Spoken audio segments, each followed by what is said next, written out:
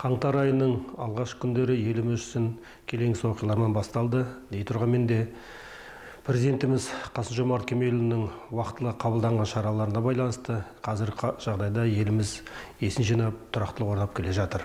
Халқымызда ырыс алтынтымақ, бірлік тобы береке деген керемет сөз бар. Сол себептен де халқымызды осы қиын қыстау кезеңде бір тудың астына жиналып, бір жеңнен қол, бір жағадан бас шығарып, президентіміздің қазіргі ұстанымы мен саясатын қолдауға шақырамыз. Дана халқымызда керемет сөз бар.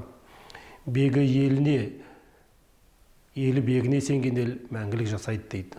Сондықтан да осы қиын қыстау кезеңде баршамыз, тағы да айтамын, президентіміздің ұстанымы мен саясатын қолдайық. Әлде де Қазақстанның болашағы алда, ол туралы президентіміз айтты.